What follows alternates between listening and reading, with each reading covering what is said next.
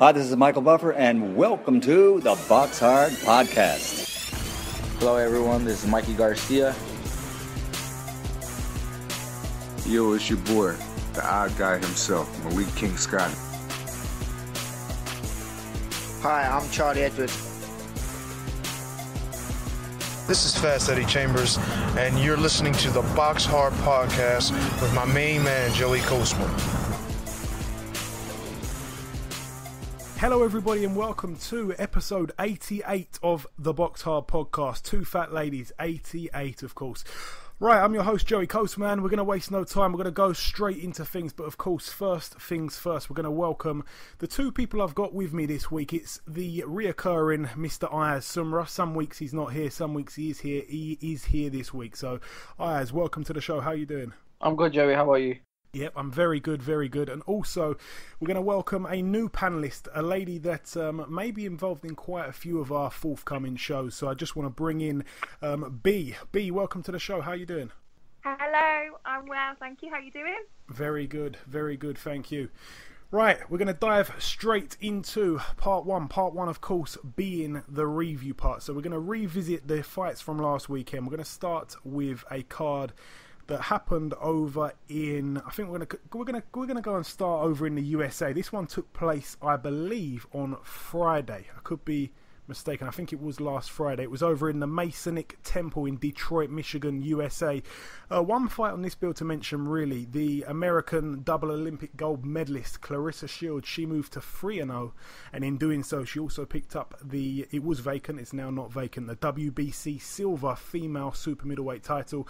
She picked up an 8-round unanimous decision victory over Sydney LeBlanc, who had a record of 4-1 with one draw. So a decent little step up there for Claressa Shields. She also now picks up her first piece of silverware, so all the very best to her. Moving over now to Argentina, a couple fights to mention on this bill. I can't really pronounce the venue. It's a bit of a mouthful for me, but top of the bill, Diego Chavez, former opponent of Tim Bradley, former opponent of Brandon Rios off the top of my head, and many others.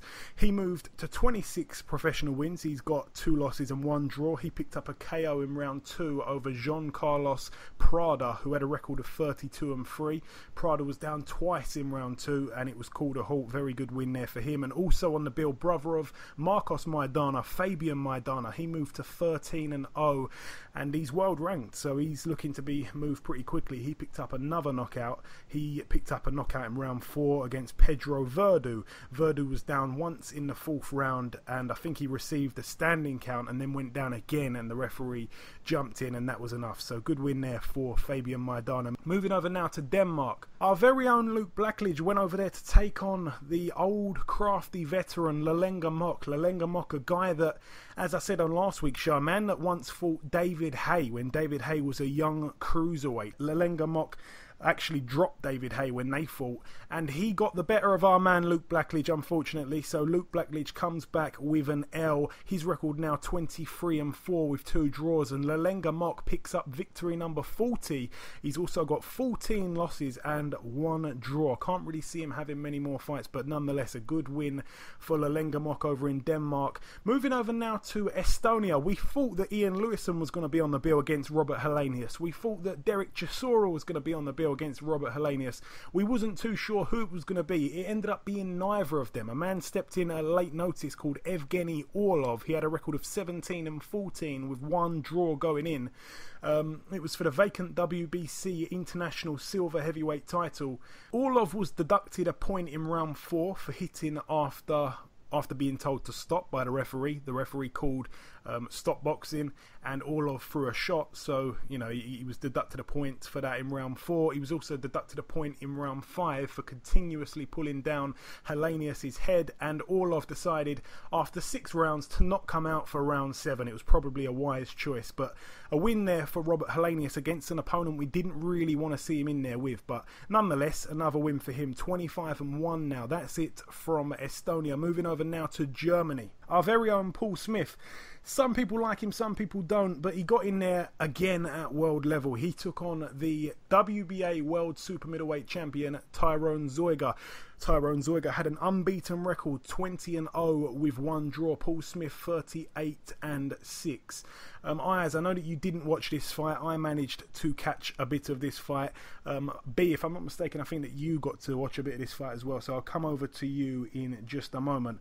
I'm going to give my take on it. Basically, for me, I felt going in that Smith was the underdog. I felt going in that Smith would need to put on a performance like he did in the first Arthur Abraham fight to really have any chance against this guy. A lot of people don't really rate Zoiga too highly, but I think he hasn't really had a chance. I think this was a good fight for him, to kind of make a statement, especially to that German crowd, that German fan base over there that he's got. So yeah, this was the name for that. I think that Paul Smith, it had been a long time. Some people forget that first Arthur Abraham fight. If I'm not mistaken, I think it was back in 2014 or maybe even early 2015. So it was quite a while back now.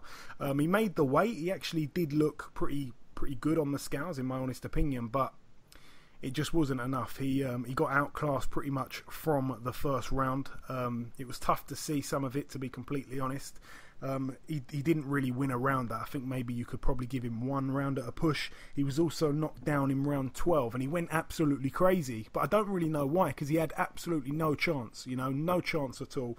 We were all waiting for him. There was loads of people like Tony Bellew. We were all kind of waiting for him to just go out in maybe like the 11th or 12th and just pile it on. Just throw anything you can. Even risk getting stopped trying to get the victory out here. Because you're probably not going to get a decision in Germany. And, I'm not knocking him for that. You probably can't. It's pretty hard to get a decision over here these days. But we were waiting for so long and he just didn't have it. So I think that Tyrone Zoiga was the younger, fresher guy. He was a lot quicker throughout the fight. I think the speed was a bit of a problem for Paul Smith. And every time Paul Smith unloaded, and we were pretty biased because we were behind him we were trying to just wait for him to do something. Whenever he unloaded a combination, Tyrone Zoiga would land another combination in response to that, and it would just be much more effective. So yeah, it was hard to see, but we definitely know that's hopefully his last shot at world level. I like the guy. It's a shame. I wanted him to become a world champion, but he just wasn't to be.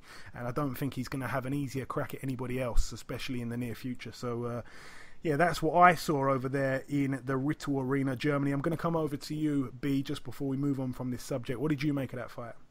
I totally agree with you, actually. I thought coming out onto the scales, Paul looked in really good shape. He obviously lost a fair bit and got really toned for it, and it looked like he was ready for it, really focused. Unfortunately, I just thought he was getting pretty much outboxed and wiped out, really.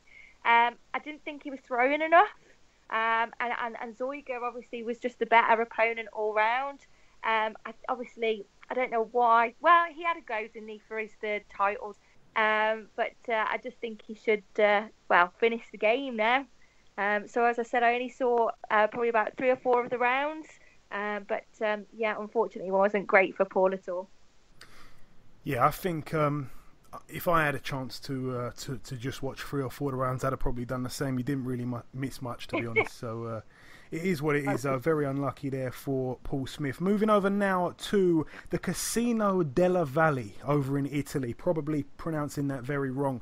We know that Italians and the cards over there, they really like to pad records. And it's very rare that you see a really good-looking card on paper over there. So a guy called Emanuele Blandamora, who got stopped by Billy Joe Saunders once upon a time. He fought for the EBU European middleweight title. He picked up the belt. He picked up a unanimous decision win over 12 rounds against Alessandro Gotti, who had a real good looking record, 30-1, but again, you just don't know how padded it was. Blandamora now 27-2. Alessandro Gotti 30-2 with 1 draw. Also on the bill, Carlos Takam. He took on Ivica Bakurin. Ivica Bakurin, I've definitely seen that name before. I can't really remember off the top of my head. I'm not going to click on his record. I know that he's definitely fought someone. It might have been David Price. If it might have been David Price, I think David Price probably stopped him. Do you know what? I'm going to even go as far to say it was probably on that Everton Tony Bellew undercard. I'm going to have to check that afterwards. So brownie points to me if I get that right. But Carlos Takam picked up a knockout win in round 2. He now moves to 35-3 with 1 draw. His opponent was down twice in round 1 and once in round 2. A knockout win for Andrea Di Luisa. That's a former opponent of George Groves. George Groves stopped him last January, if I'm not mistaken. He moved to 18-4. His opponent was knocked out in round 1. Andrea Scarpa was also on the bill, former opponent of O'Hara Davis. He lost to him, of course. He picked up a points win over 6 rounds against Georgi Abramishvili. I probably got that very wrong, but anyway, another win there for Andrea Scarpa. I quite like the guy. I remember being at the press conference for O'Hara Davis, and he was just swearing left, right, and centre. He didn't even really speak much English, but what he did know were pretty funny language, pretty bad language. It was very funny. It made for good watching. Also on the bill, Devis Boshiero. His record 41-5. Pretty padded. He's been at European level. He picked up a points win against a guy who was 3-3. That just really gives you an indication of how padded these records are. A man that's 41-5 taking on someone who's 3-3 and going 6 rounds with them. So nonetheless, the 42nd win there for Devis Boshiero. Moving over now to the Waterfront Hall in Belfast, Northern Ireland, United Kingdom. A couple fights to mention on this bill. This one was, of course, the Box Nation show last week. I'm gonna try and go through this pretty quickly. I'm gonna start with the undercard. Paddy Barnes, he was in there against Silvio Ultianu. Now, Silvio Ultianu was a guy that has been around for quite a while. He's a guy that, he's very tough. He's a guy that has pushed many men pretty close. His record was 16-11, but I did say on last week's show he's a lot better than what his record suggests, and he turned out to be that. He kind of rolled back the clock a little bit, I think. He hasn't had that many fights, but he's kind of, I don't really think he's fought to that kind of potential for a few years, so he kind of rolled back the clock, so to speak, in that way. Paddy Barnes maybe even possibly underestimated him a little bit. He was obviously only 2-0 going in there. It was for the vacant WBO European flyweight title, so it's good to see these guys being moved very quickly. To fight for the European title in just your 3rd fight is exceptional, so I'm very happy for Paddy Barnes for winning the fight. But there was some rounds that were kind of going either way. It was a little bit hard to score in some parts of the rounds. It was one of those fights you just didn't really know what was going to happen. It was going to show us some interesting scorecards. It ended up being a majority decision win there for Paddy Barnes over 10 rounds. So he picks up the win, but yeah, definitely it wasn't one-way traffic. It was very much back and forth there. Also on the bill, Craig Evans took on Stephen Ormond. Craig Evans, to be honest, really looked the better fighter throughout. Ormond was also knocked down twice in round 10. I might have been a little bit harsh there. He did okay in some of the early parts, but as the fight went on, he just didn't really have it in the tank anymore at this age. Stephen Ormond now 24-4. Craig Evans 17-1 with 2 draws. That was for the WBO European title. Craig Evans title. He gets another defense there.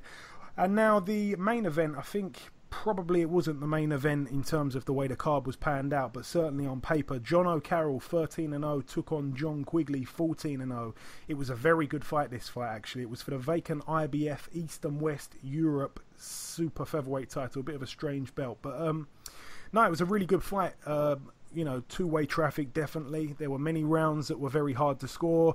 Sometimes it kind of felt like it was 1 round to one guy, then 1 round to the other guy, and 1 round to one guy, and it was kind of back and forth like that. So very good action there.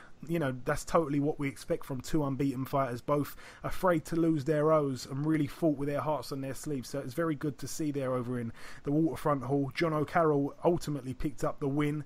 I think on paper he was probably the slight favourite, and it was a split decision win over 12 rounds for John O'Carroll. So very good win there for him. And moving over now to the main card of last weekend, in all honesty, moving over to the Mandalay Bay Hotel and Casino. A couple fights to mention on this bill. I know that if you're any bit involved in boxing, you certainly know that this bill took place. It was absolutely huge. I'm going to start with the undercard. Russian's Dmitry Bivol, he moved to 11-0 with a brutal TKO of Cedric Agnew, who had only been stopped, I think, once. I think it was against Kovalev in round 7, if I'm not mistaken. So Dmitry Bivol gets him out of there in 4. So a bit of a statement there, a bit of a measuring stick kind of fight. Cedric Agnew now 29-3. He did not win a second of any round, really. Dmitry Bivol just kept coming forward, landing shots at will. He couldn't miss with a right hand. He was just absolutely brilliant. Definitely one to watch out for. We've been kind of banging the drum about him for quite a while now. Also on the bill, the man that opened up the telecast, certainly on Box Nation anyway, during the fight. I think it was 2 a.m. start, if I'm not mistaken, Saturday night, Sunday morning. A man that's been on the show before and a man that's going to be joining us on the show a little bit later, Luis Arias. He moved to 18-0 with a TKO in round 5 against Arif Megomedov, who had a record of 18-1. It was supposed to be both guys' toughest test on paper going in, but I tell you what, Luis Arias did not make it look like that. He had his man down in round 5 and successfully got another defense of his USBA middleweight title, so very, very good stuff there from Luis Arias. Moving over now to a strange one. Guillermo Rigondeaux putting his WBA Super World Super Bantamweight title on the line and also his IBO World Super Bantamweight title on the line against Moises Flores. Moises Flores 25-0. Rigondeaux 17-0. Now, this is what I wrote down because I took some notes during the fight. I was shocked, firstly. So, this is the events. This is the order of events, how the fight kind of unfolded for me. So, firstly, I'm going to say that at the end of the day, Rigondeaux ended up walking away from that fight with a KO in round 1. Now, this is what I saw. Rigondeaux was landing shots with his hand behind the other guy's head, so he had his hand on the back of his head while, landing up, shots, uppercuts, etc. But I didn't see the referee jumping in to tell him off for that. But it just so happened, just as it was all going off, the bell went. So when the referee jumped in, initially I thought he was jumping in to separate them because it was the end of the round, as every referee does. The bell had obviously sounded, and he kind of jumped in, the referee. But then Rigondeaux landed a left hook clearly after the bell. Clearly after the bell did the left hook land, and it was a really, really big shot. But in my opinion, I think that Moises Flores definitely made a meal out of it. He definitely tried some kind of attempt to get Rigondeaux disqualified. It was a huge shambles by the referee, Vic Draculic. Very embarrassing. He actually had to leave the ring and watch some computer replays and find the commissioner, along with asking other referees for advice. Vic tried to cover up his shirt microphone for the entirety of the shambles, but we pretty much heard everything he was saying, so it was really interesting. At first he was going to rule it a no contest, but then he ended up deciding to change his mind and call it a knockout. So in hindsight, it shouldn't have been ruled a knockout because the shot landed after the bell. I'm just talking by the rules here.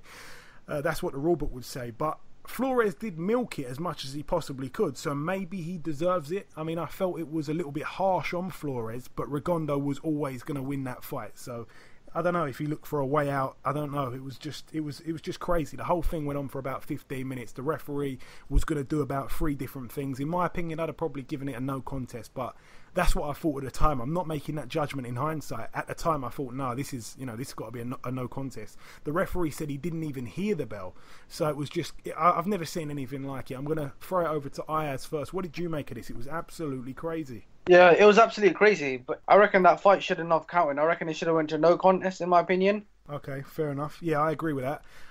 B, did you happen to catch this card? It was obviously pretty late. Yeah, unreal. I watched the fight for sure. I couldn't believe it. At first, when I saw the punch, I thought, oh, that was a good knockout. However, Flores, I don't know, whether he looked like he was just closing his eyes. It didn't look like he was knocked out, did it? And then the bell. So that would have changed the whole decision again. Why don't you just watch the replay? They were all standing in a circle outside the ring, having a conversation and trying to determine what had just gone on in that ring. Watch the replay for one. But it was pretty messy. I think it should have been a non-contest. However, again, due to it could have been an accidental, I don't know, it could have been the right decision. So it would be good. Yeah, you're right. I think Rigondeaux definitely would have beaten him anyway, no matter what. So probably it is just the right decision overall. Yeah, it was certainly messy. That's what we will agree on. We'll leave that fight there. I think we could probably talk about what happened all day. We could probably sit here and talk about what happened longer than what the referees and all the commissioners. And I think he was even shouting out for someone called John at one point. We could probably talk for longer than those guys did. But moving over now to the main event for the WBA, IBF and WBO World Light Heavyweight titles over in Las Vegas, of course. The rematch, Ward Kovalev 2, Kovalev Ward 2, however you want to call it. Andre Ward 31-0, Sergey Kovalev 30-1 with one draw, that one loss being to Andre Ward. Now, for me, it was in some ways, I scored it a little bit similar to the first fight. You know, there were many rounds what were kind of like one round here, then one round to the other guy, as I kind of said earlier. There were many rounds that were pretty close. I actually had it, and I've got my scorecard here. I actually had the fight scored. The first 3 rounds I gave to Kovalev, so I had him 3 up. And then the next 2 I gave to Ward, so I had it 3-2 after 5. Going into the 6th, I really couldn't separate them. I actually gave it an even round, a 10-10 round. And then going into the 7th, I gave it to Ward. So going into that 8th round, where obviously we know what happened there, I actually had it a draw. Some people had it with Kovalev, some people had it with Ward. I'm going to go over to you if you did score the fight. We'll ask your opinion, Ayaz and B. But yeah, it was a good fight. I mean, you know, it was for me, it was kind of fought at a pace what Kovalev's not really used to. Some people were saying that I think even the commentators were saying that he was kind of setting the pace. It was all being done at his pace. I disagree. I don't think it was done at his pace. I really thought that Andre Ward was making him work a lot harder than he did in the first fight, and he tired. I mean, he kind of tired around the same time as he did in the last fight, and you know, he took on like a conditioner in this in this camp. So yeah, for me, I just really thought that Sergey Kovalev, again, he kind of underperformed. But I think last time it was very harsh. I think he should have won the fight, but this time I had him to win. Obviously, as you had him to lose. You had Andre Ward to win. You predicted it right.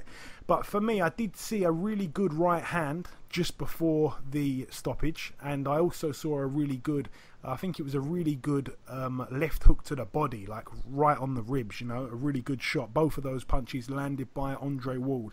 And then it seemed like there was 3 repeated uppercuts straight into the nuts of Kovalev. Now, I could have got that wrong. Some people said that the first one was, you know, kind of like it was a legal shot. It was kind of on the, you know, on the line. It was just sort of just around like borderline, as they kept throwing out that word, borderline. Now, the other 2, I haven't really seen it disputed that they were underneath that line there. So they were actually low blows, but they were not called. There was also a low blow in round 7 that was not called, and on the replay it certainly was a low blow. So the referee didn't have a great job there, Tony Weeks. But for me, I felt like Ward was really taking over, but it was a bit of a shame because we didn't get to see it end in the way I would have liked to see it end. So, yeah, I feel very sorry for Kovalev because for him, he kind of feels like he's been hard done by the officials twice in a row now. So I feel for him, but his record now 30-2 with 1 draw. Andre Ward 32-0. Absolutely phenomenal fighter. Can't take nothing away from him. He's really impressed me in both fights, to be honest. What did you make of it, Ayaz? I'll come over to you first. I think it was a very good fight. I reckon it was a bit similar to the first one. However, they were both going for a knockout. Obviously, Kovalev said that he's going in for the knockout, and Andre Ward said he's going in for a knockout. Now, we know Andre Ward is not a knockout artist, but if you look at his fights, he's won 16 of them via knockout. Now, in the early round, you can see that Kovalev is trying to hurt. Kovalev was going for that knockout, but it wasn't. He didn't really hurt Andre Ward as much. And obviously, come the 8th round, Andre Ward hit him with that right hand, and obviously you can see Kovalev was really hurt when Andre Ward hit him. I thought, in my opinion, hit him with a low blow, but I think that was a controversial. I reckon the referee shouldn't have stopped it. I reckon what the referee should have done has given a count, and that, in my opinion, was wrong. He shouldn't have stopped it. He should have given Kovalev a count, and if that count was happened, then obviously this wouldn't have happened. Now, obviously, Ward won the fight, and after the fight, they asked him, would they like a rematch? I wouldn't want to see the rematch again. I'll tell you what I'd like to see. Ward says that he wouldn't mind going up. He'll move up to cruiserweight. Now, in my opinion, I wouldn't like to see him go up to cruiserweight as of yet. I want him to fight Adonis Stevenson, unify that division. I know he's unified. He's got the WBO, WBA, and IBF. I want him to fight Adonis Stevenson and then move up to cruiserweight and fight someone like a Tony Bellew. I reckon that'd be a very good fight. Or Usyk. Yeah, there's a lot of good fights out there for him. I don't really think we're going to see Tony Bellew back at cruiserweight anytime soon, though. But what I will say is he could have gave Kovalev a standing count. I'm not sure. I don't know. They've kind of gone out of fashion a little bit now. I'm not sure if all states in America actually allow that in their rules. First and foremost, what I will say is he was already warned for low blows, Andre Ward. Now, for him to throw 2 in a row there, he would have surely been, he would have been properly told off by Tony Weeks. I think that he would have probably even had a point taken off. And if that were to have happened, and Kovalev would have then ended up winning that round 10-8, it could have, and even took a 5-minute break, it could have really, really been, it would have been a fight where Andre Ward would have pretty much had to win every single round just to get a decision there. So, but no, I don't know. It was just one of those fights. It was a bit controversial, just like the last.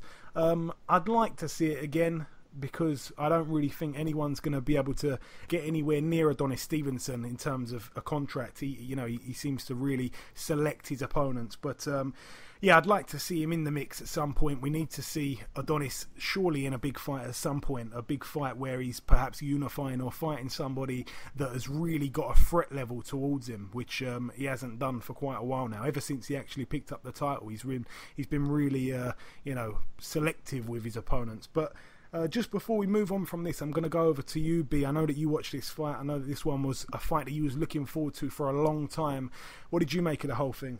Yeah, just going back to the beginning, really, for the scoring of the fight. I feel like I've got a lot to say about this one, actually. Yeah, I had it close, similar. I had Kovalev winning the first 3. I had then Ward coming back on the 4th. And then I had, anyway, it was by the end of the 7th round, I had it at 67 actually to Kovalev and 66 to Ward. I think Ward was coming on stronger towards the 7th round, and I even saw like a little smirker on the end of the 6th round there from Ward, thinking that he's got it. But then the 8th, I was so annoyed actually. I was swearing at the TV at the time when I saw them 3 low blows. I was like, I couldn't believe it. I didn't know how the ref missed it really. And then I was just disappointed with that result, because I do think that Ward may have, he was coming on strong. He probably would have finished the fight from there. So why doesn't he just win it in the fair way that it should be done? I was really enjoying the fight, and I was highly disappointed, disgusted really on how that happened. Or it could have gone the other way as well, because as what you said, it could have been a 10-8 round or points taken off, etc. So I want to see it again, to be honest with you, because it's unfinished business. With the post-fight as well afterwards, I did hear Ward. I've seen a little bit of video footage with reference to Ward talking. Someone obviously asked him about the low blows. He didn't deny it, actually. He just mentioned about Kovalev hitting him around the back of the head. So it's not like he even denied it, really. So as I said, disappointed. What I do want to see, though, going to Ayaz with where he should go next. Again, I want to see him with Adonis Stevenson. However, I don't think he'll take the fight, because I think Adonis is a lot more powerful. And I think Ward will be the one that will be diverting and running away from this fight. I do think he should go for it, though, as what I said, unification of the belts. But I do think he'll try and attempt to move up in weight. Tony Bellew, I don't know whether he'll come down again now or where he's going to go. The Usyk fight, yeah, could be a good one for Ward. But he's not about good books anyway right now. So we'll leave it at that one.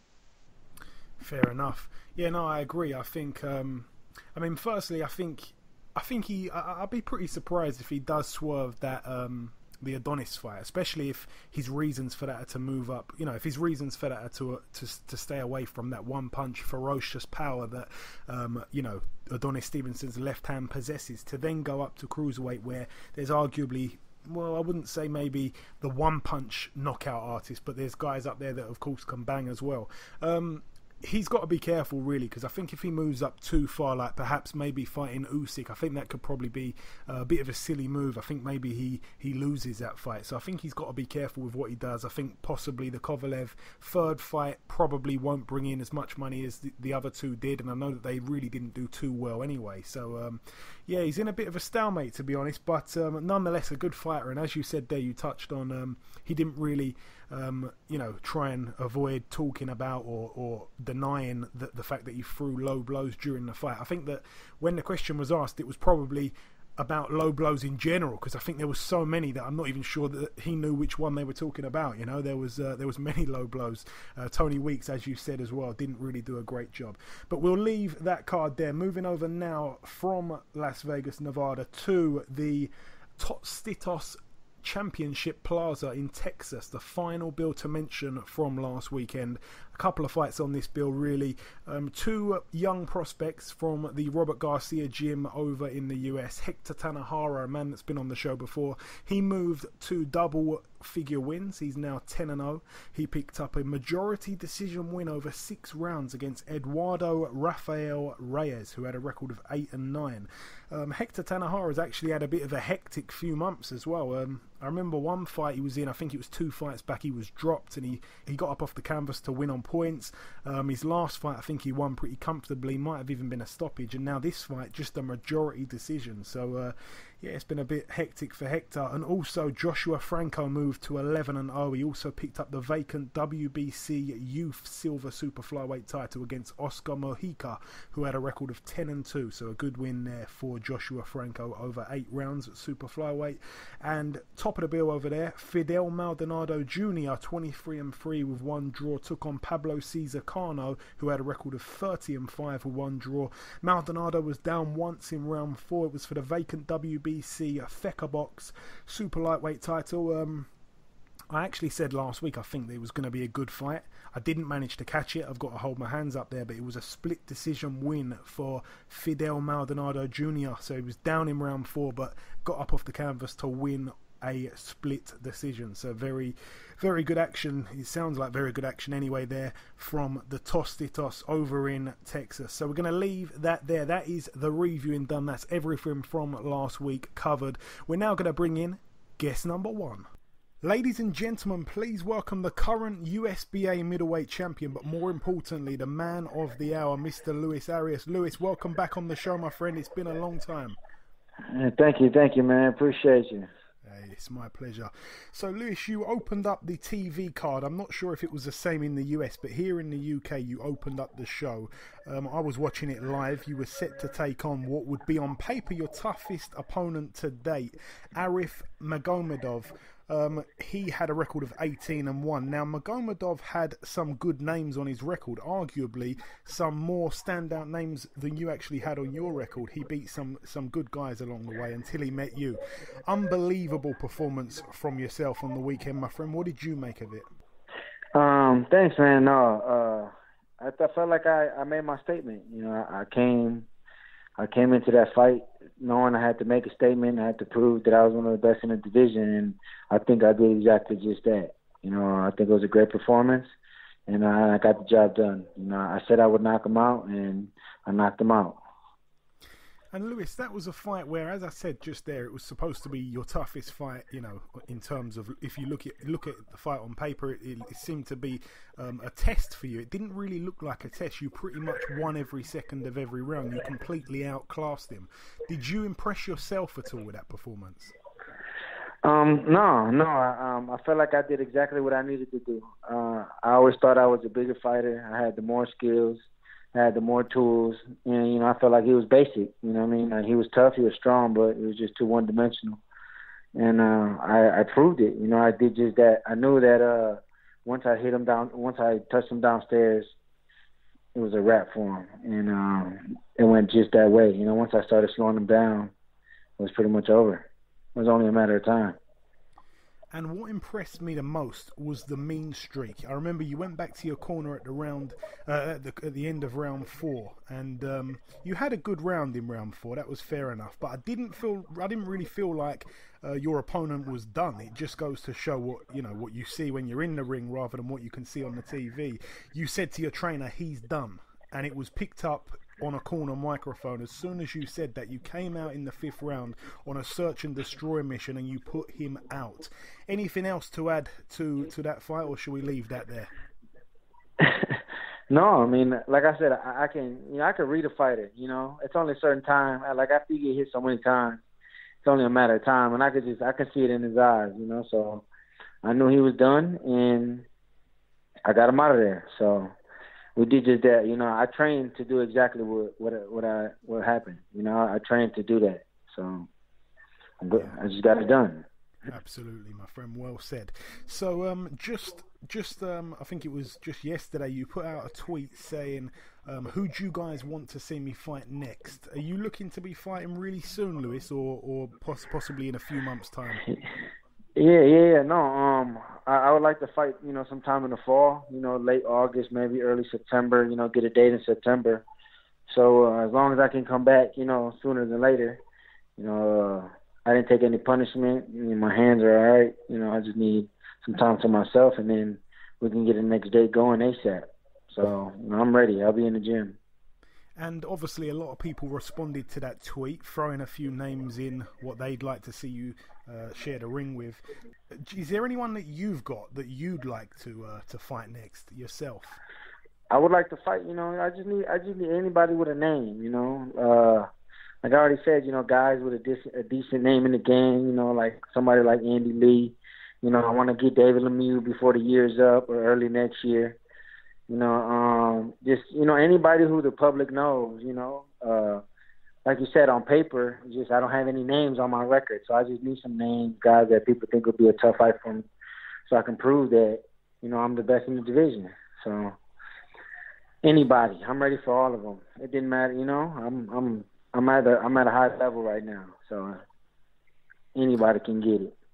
Anybody can get it. Now, Lewis, you just named two guys there that I've written a little list of guys that I would like to see you perhaps step in the ring with. I just want to go through the names. If you just give me a sentence on if you think that fight would be a good fight, or if you don't think that fight would be a good fight, or anything else that comes to mind about these guys.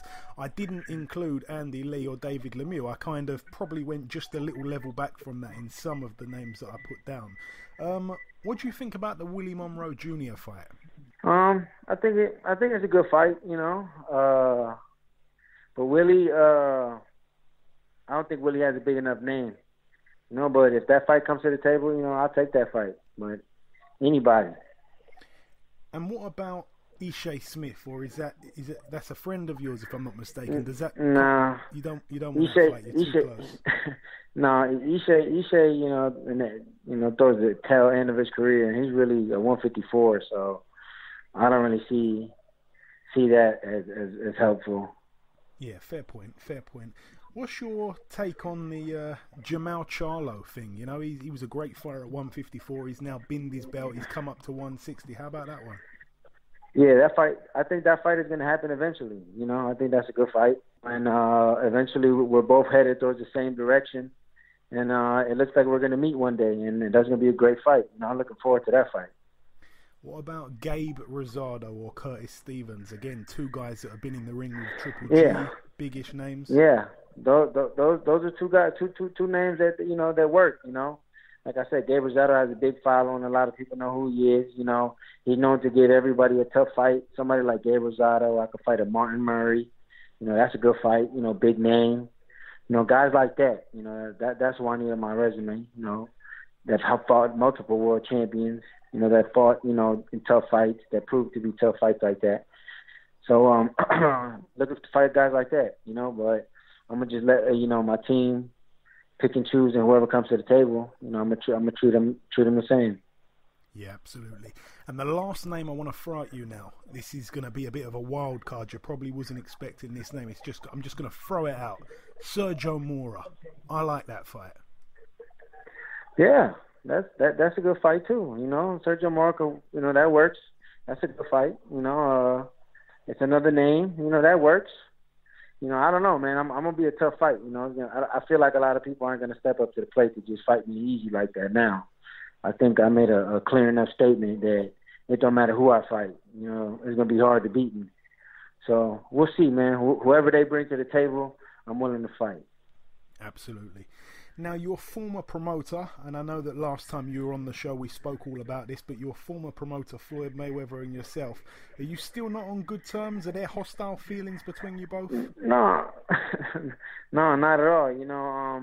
I'm moving forward with my career. I'm doing my thing. I learned a lot from over there, and it's cool. It ain't no hard feelings. You move on. I've moved on. Yeah, good. And the reaction, I wanted to get your reaction to the main event of the card that you fought on Saturday night, Ward Kovalev 2. Should there be a third fight? What did you make of that fight first? I thought it was a real good fight. You know, I thought it had a great ending. I felt like it was real competitive. You know, leading up to the knockout, you know, Ward looked sharp, Kovalev looked sharp. I thought it was a great fight, and it had another crazy ending. You know, should they fight again? You know, I don't know. Maybe down the road. I don't see why. I mean, that's 2 W's. You know, so maybe if Kovalev gets a couple wins, you know, and Ward gets a couple wins, and for whatever reason they want to do a third, they can do a third. But I don't think there needs to be like an immediate rematch again. Yeah, fair point. Yeah, another slightly controversial ending, but we'll have to wait and see with those two. So, your former promoter returning to the ring August 26th against a man making his boxing debut. The man is going to be, he's going to break records for being paid the most in a boxing debut in history. Have you got any interest in that whole fight there? No, not really. But it's going to be a blowout. Yeah, but sure. It's going to be a big event. It's going to be a big event, and hopefully the undercard's good. I'm hoping so. It's going to have to be. It's going to have to be. Yeah, I'm hoping so. It's just going to struggle to get some of the hardcore fans involved, but I don't even think they need it. I think it's got so much attention that they don't even really need an undercard in some ways, but we'll have to wait and see for that one. So, Lewis, you're ranked 7th with the IBF in world rankings, if I'm not mistaken. The IBF champion is currently Gennady Golovkin. He, at this moment in time, is tied up with the Canelo fight. The press conference was earlier this week. The first press conference they did was in the UK. I was there. Who do you think wins that fight, in your opinion, Lewis? A great fight. Yeah, I think it's going to be a good fight. I'm leaning towards Golovkin, though. I think he's too big. You know, but Canelo definitely has the skills. So we're going to see. It's going to be a good fight. And the final question I'm going to throw at you, I wasn't going to ask you it, but when you said anyone can get it, it kind of threw Adrian Broner in my head for a minute there. Adrian Broner taking on Mikey Garcia. Wonderful fight. What's your take on that one? Yeah. A great fight, man. I'm hoping Broner looks in incredible shape. You know, if Broner comes in shape in the 140 and he's the Broner that we know he is, I definitely think he could be able to pull this fight off, you know. So I just don't know what Broner's going to show up. But it's going to be a great fight. You know, I think that's a real skilled 50-50 fight. Some brilliant fights this year being made, and that certainly is one of them. Right, finally, just before we let you go, Lewis, any message at all you want to send out to anybody at all before we let you go? Anything you want to say? No, not much. Just, follow me on Instagram, follow me on Twitter at Luis Cuba Arias. And, I'll let y'all know when the next fight is. Hopefully it's soon. Yeah, absolutely. That's Luis Cuba Arias. That's LuisCuba Arias for those that didn't understand when he said it a little bit quick there. Okay, listen, Lewis, it's always a pleasure, my friend. Congrats once again on your win on the weekend. Thanks for taking time to speak with us, and I'm sure we'll catch up again soon. All right, thank you. Okay, now it's time for part 2 on this week's show. This part, of course, the preview part. But before we get into that, it's the same thing every week. We go over to Ayaz with the latest boxing news from around the world. Ayaz. Heavyweight contender Brian Jennings has signed with Top Rank Boxing. Yes, I don't know. He's a guy that I think, if I'm not mistaken, he had 2 back-to-back fights for world titles. I think he fought Vladimir Klitschko. He lost that fight. Then he fought Luis Ortiz for the WBA belt, whatever one he had, the interim WBA belt at the time, or whatever Luis Ortiz had. So he kind of had 2 back-to-back fights, and I don't really think he necessarily deserved them, and I don't really think he necessarily has built his career in the way that he's ready for those fights. I don't really think he's had enough learning fights to be in that position. I'm not taking nothing away from him. He's a good guy, he's talented, and I wish him all the best, really, because he's been too inactive. I know that he was with Gary Shaw, and to hear that he's now with Top Rank, which is obviously one of the world's leading boxing promoters, it's good news for him. So hopefully we see him a little bit more active in the future.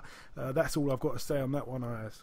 Roman Gonzalez will look to regain his world title in a rematch with Rungsavai on September the 9th. Yes, obviously a fight that many people thought could have gone either way. A fight that Chocolatito was down in as well and cut. And yeah, it was. I don't know. It was a very close fight. I was very sad because I wanted him to overtake Mayweather's 49-0. I think he was 46-0 or 45-0. And then unfortunately, he got a loss to that guy from Thailand with about 5 different names. But we wish him all the very best in the rematch. Hopefully, he can avenge that loss. Box Nation will air Canelo Triple G in UK on September 16th. Yes, a press conference that happened earlier this week. I was there as well. It was really good to actually be there. It was one of those press conferences where the time it was scheduled for was 12:30 for 1, and I like to kind of get there just before 12:30, but when I got there just before 12:30, there were seats taken already. Like, there was such a big turnout. You don't always get that at Frank Warren events, which is very unfortunate, but he seriously got a big crowd there.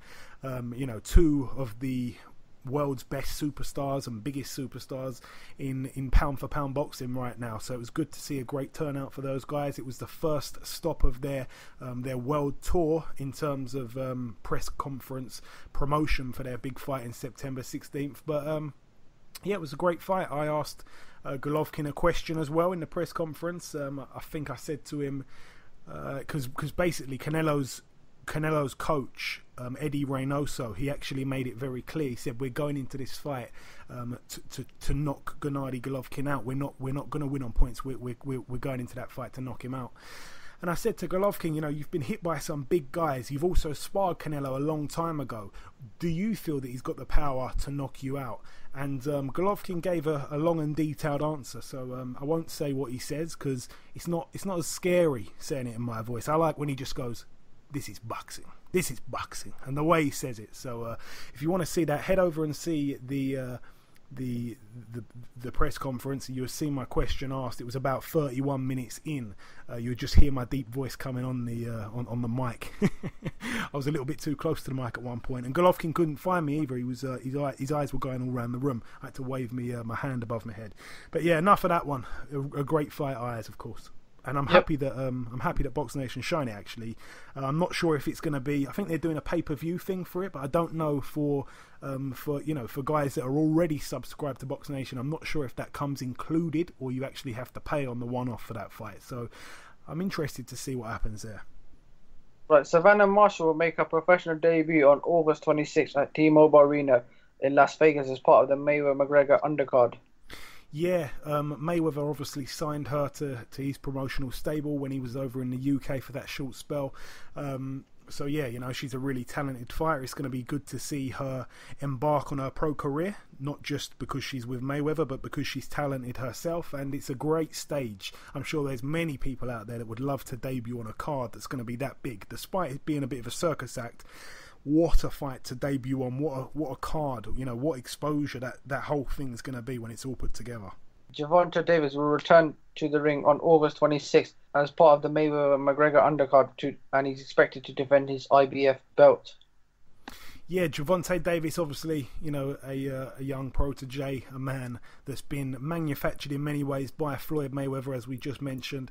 It's another addition to the undercard. There's obviously going to be a lot more. I think they're even talking about Badu Jack potentially being on that bill. There's a lot of rumours about him and who he may be fighting, but no, it's shaping up to be a good bill. To be honest, I think it has to be to get some of the hardcores that have decided I'm not buying this fight. I think it needs to be a good undercard to get that audience brought in as well. Just really to make more dollars, as they say. Is that it for the news, eyes? Natasha Jones has signed with Matchroom Boxing and will feature on the Next Gen show this coming Friday. Yes, absolutely. It's a strange one because I don't really know too much about the amateurs, and I don't really know too much about the female side of the amateurs. But from what I've heard, I think that Katie Taylor and Natasha Jonas maybe had a few fights in the amateurs. You might be able to come in here, B, if you know anything about that. Did they have some fights in the amateurs, or do you know? I don't know, actually, Dom. No, fair enough.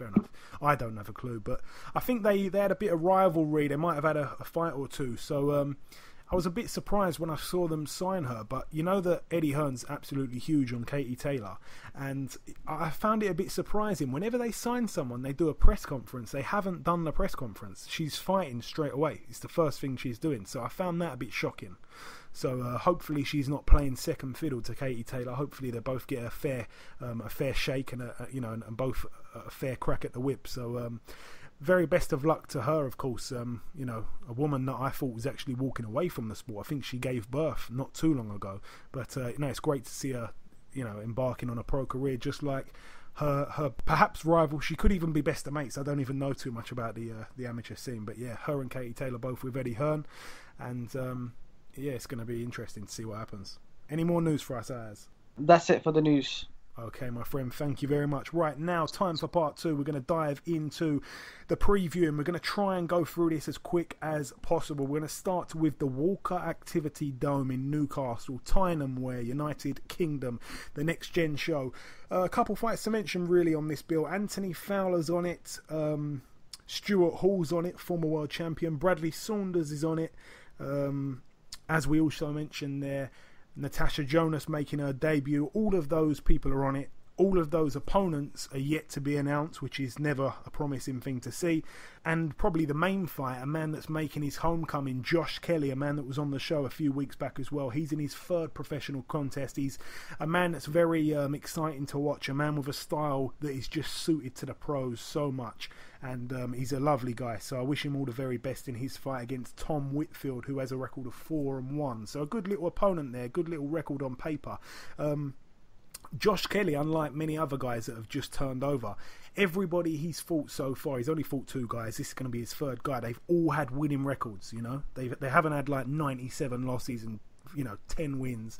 He's going in there to fight some good guys, and he's doing it at a pace that will capture a lot of boxing fans, because people don't want to see those big mismatches. He's doing it the old-fashioned way in many ways. So all the very best of luck to Josh Kelly. Moving over now to the Hotel Jaragua over in the Dominican Republic. One fight to mention over there, Javier Fortuna, 31-1 with 1 draw, takes on prospect Nicolas Javier, who has a record of 16-0. I don't really know too much about Javier. I've only found out about him this week. He's got a couple of solid wins on his record, but it's a major step up here against Javier Fortuna. It should be a good fight, though. We'll definitely look out for who wins that one. Moving over now to Poland. A fantastic card over in Poland, by the way.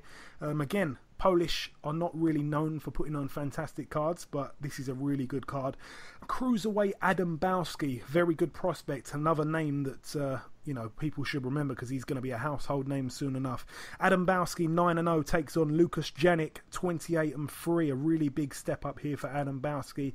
It's an 8-rounder at cruiserweight, that one. Also on the bill, Maciel Sulecki, 24-0, takes on Damian Ezekiel Bonelli, who has a record of 24-1. So that should be a really good fight.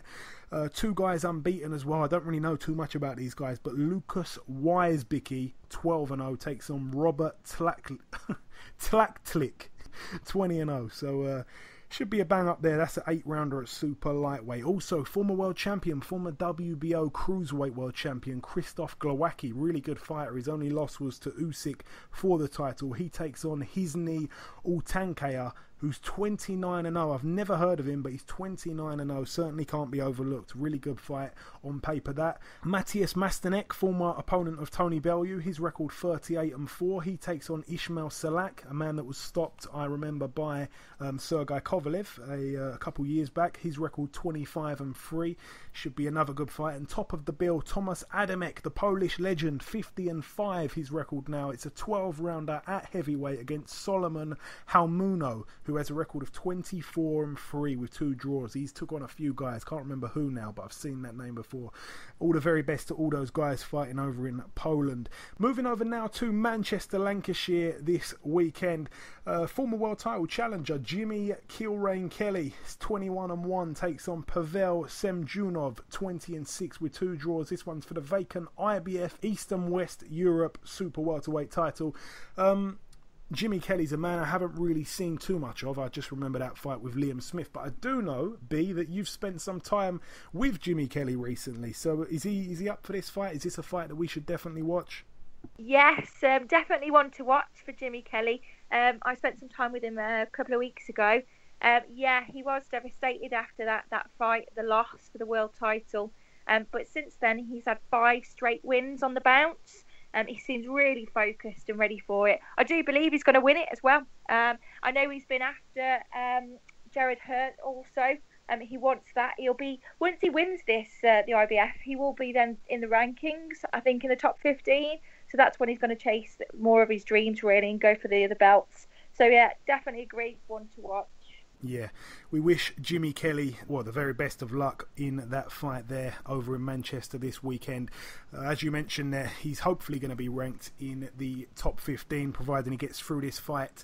Jarrett Hurd on the agenda. Jarrett Hurd obviously in a big fight against a man that was on our show last week, Austin Trout. So maybe a new champion at hand, but we'll have to wait and see. Also on that bill, Con Sheehan. He's 5-0. His opponent yet to be announced. I'm not sure how many rounds the fight's for as well. Con Sheehan obviously being trained by the master Peter Fury. There's no other way to put it. Moving over now to California. One fight to mention over there. A man that we've been talking about for so long on this show. We've tried to get him on many times. I think he's a little bit too big for us now. He's a guy over in the States called Devin Haney. 15-0. He's only 18 years of age. He was sparring Floyd Mayweather the other day. The man is definitely a name for the future. He's a name that we've mentioned so many times on this show that you must have heard of him if you've listened before in any show. He's in an 8-rounder at lightweight against a man with a record of 8-5 with 2 draws. I'd like to see a bit of a step up, but all the very best to Devin Haney. Moving over now to the 2300 Arena in Philadelphia, Pennsylvania, USA. One fight to mention on this bill, really. Former world champion Kermit Sintrom, 39-5 with 3 draws. He's in a 10-rounder at 154, the super welterweight division, against Tyrone Brunson, who has a record of 24-6 with 2 draws. Also, this Sunday at the Ford Community Center in Dearborn, Michigan, USA, the final fight to mention of the preview part of the show. Former world champion, former guest on this show. He's a friend of the show. Everybody that's been on the show before remains a friend of the show for life. Cornelius K9 Bundridge, 35-6, takes on Juan Carlos Rojas, 8-20 with 2 draws. So, a losing record there. Cornelius Bundridge looking to get back in the picture. He's got the same birthday as me, actually, so added love for Mr. K9 Bundridge. It's an 8-rounder, that one, at super welterweight, and that's really it for the preview. And we've done all the reviewing, we did the news, we did guest number 1. It's now time for guest number 2. Ladies and gentlemen, please welcome a man that we've got a lot of love for on this show. He's been on the show a couple of times. He's even on the intro for every week's show, of course. It is the Beast, Mr. Mikey Garcia. Mikey, welcome to the show. Hello, and thank you very much for that. Always a pleasure being with you. The pleasure is mine, my friend. So, Mikey, first things first, we last spoke before your last fight against Zlaticanin. I just really wanted to congratulate you on that win. It was a brilliant performance, and it was rounded off by a devastating knockout. Any words you want to add to that fight just before we move on to what's next for you? Oh, well, it was just a wonderful night for me. I really was happy with my performance, and that victory put me right back in the spotlight, and it's opening doors for bigger fights. Yeah, absolutely. So in that fight, you dethroned Zlaticanin and became the WBC lightweight world champion. This upcoming fight you have is at 140. Are you still the reigning champ at 135? Yes, still the WBC lightweight champion, but we took this optional fight at 140 pounds with Adrian Broner. But I still have plans and hope to unify titles at 135. So I want to come down to 135 lightweight division and defend or unify the title after the Broner fight. Okay, thank you very much for clearing that up. That was something I was a little bit confused about. Right, so now the fight itself, as you just mentioned there, it's 5 weeks away this weekend. You take on Adrian Broner on July 29th at the Barclays Center, Brooklyn, New York. There's no belt on the line, obviously, but this fight does not need a belt, in my opinion. Here in the UK, people are going wild for this fight. What has it been received like over in the States, Mikey, by the media out there and the boxing fans, of course, out there too? It's been a great turnout. Fans and media are very excited for it. I hear, all the buzz, is surrounding the fight with, Broner and myself. So it's being accepted very well. People are anticipating a great matchup, which I think it's going to be a great fight. And I'm just very, very happy to be giving the fight fans, fights that they are excited about, fights that are memorable fights like that. So that's why we're really doing all that we can to give those kinds of fights to all the fans. Yeah, absolutely. And there's many great fights that are being made this year, and certainly yourself and Broner are certainly putting one on. It's a fantastic fight. What do you make of Adrian Broner as a fighter, Mikey? He's obviously an extremely talented boxer when his head's screwed on properly and he's properly dedicated. Well, you said it yourself. When his head's screwed on properly, he's a talented fighter. He's great. He's got great skills, speed, power, reflexes, counterpunch. He can do it all. And that's what I expect to see on July 29th. I expect him to be at 100%. He's taking things a lot serious for this fight, so I cannot expect anything less. And that's going to allow me to perform to another level also. That's going to bring out the best out of me. And obviously, we all know that Broner hasn't made the 140 limit since September of 2014. I've heard that there are stipulations should Broner fail to make the weight. Could you just elaborate on that a little bit, Mikey? What will happen if he doesn't make the weight? Well, when the fight was offered and mentioned, I made it clear that I couldn't do anything higher than 140. So I made it clear that I wanted a max, 140 pounds, and he agreed. He said he agreed, no problem. But there are going to be some penalties in case he doesn't make the weight.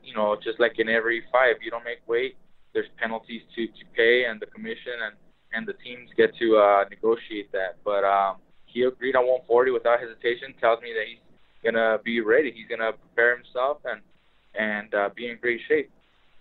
Okay, fair enough.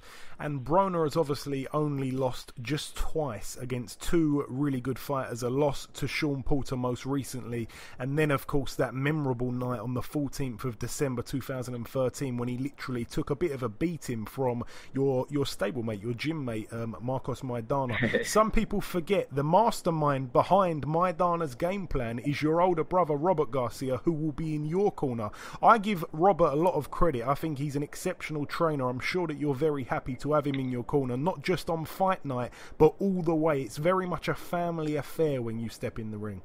Of course, and it's great, having my brother with all his experience and knowledge in the sport as a fighter and as a trainer. It combines both worlds and really helps me in my fight game. But I think with the game plan, with the right training, we can beat anybody. And he did it with Maidana. He beat Broner took his undefeated record with Marcos Maidana years ago, and we have already started working on game plan for Adrian, but it doesn't have to be the same as Marcos, because Marcos has a whole different arsenal of tools than what I do with different fight styles. But we can always incorporate and try to use a little bit of everything to overcome any obstacles and challenges that Broner might present. And Maidana has got a reputation of being a huge puncher. Sean Porter is a big puncher too. However, you actually, and I'm going to throw out a statistic here that you may not know, you've actually got a higher knockout ratio than both of those guys. They couldn't manage to put Broner out. Do you believe that you've got the power to knock him out? Well, I think I have the power and to put him down and possibly stop him. It just depends on the amount of punishment he can take or the kind of power he can take also. I think the right punch with the right amount of force behind it can put out anybody. And that's not exactly what I'm looking for in this fight, but I do feel that it's very likely to present itself, and I will be able to stop him. And Mikey, that little stat that I just gave you there, was you aware that you had the higher knockout ratio than those guys? No, I didn't. I wasn't aware of that, but that's pretty interesting. There you go, my friend. It's all yours. Right, I just want to ask you a couple of questions about a couple of upcoming fights just before we let you go, Mikey. A huge fight. It's just kicked off, really, with all the press conferences. Triple G and Canelo. I know that you really like both fighters a lot. Who do you see winning that one? I think it's actually a very good fight and a very even fight be exact. I think Canelo has improved a lot in his last several fights. Good boxing skills, good speed, combinations, head movement. He's really shown improvement. And Triple G has faced better quality opposition, which makes him look like not as a monster as he once was. But however, I still think Triple G takes this fight by a slight margin. Okay, it's a big call. A lot of people are a little bit afraid to kind of put their neck on the line and give a prediction there, so I'm happy that you did that, Mikey. And also, I want to ask you about this one. It's a very good friend of the show, Lee Selby, obviously, IBF World Champion. He's taken on a former opponent of yourself. It's his mandatory, Jonathan Victor Barros. You're the only man to have stopped Barros in his entire career. Have you got any advice for Lee Selby to help get the win on that one? Barros is no easy foe. Barros is tough, rugged guy, and he's experienced. So I don't think it's gonna be a very easy matchup. However, I do think Selby is a better boxer, most refined boxer with better boxing. And don't go out there looking for that knockout, because it's gonna be challenging to get. But Selby can box circles around him. He could definitely win the fight in an easy title defense for him, and a nice 12-round decision where he can just box his ears off. We certainly hope so. And finally, Mikey, just before we let you go, the final question really, if you've got one, if you don't, then it's completely fine. Have you got any kind of prediction for the outcome of your fight, July 29th? How do you beat Adrian Broner? Well, I don't know if I never like to predict anything like that, but I do feel that I'm going to be ready to do whatever it takes to win. That being said, if I can box, I'm going to box. If I can counter, I'm going to counter him. If I have to put pressure and beat him that way, I'm going to put pressure. So I'll be ready to win no matter what. No matter what he brings, I'm going to be a step above and step ahead of him. Absolutely. Okay, listen, Mikey, it's always a pleasure speaking to you. You know that anyway. Best of luck for the 29th of July. We will be supporting you from the UK. Thank you for taking your time to speak to us, and we'll no doubt catch up afterwards. Thank you very much for the support. Love all you guys out there in the UK. Thank you for wishing me well.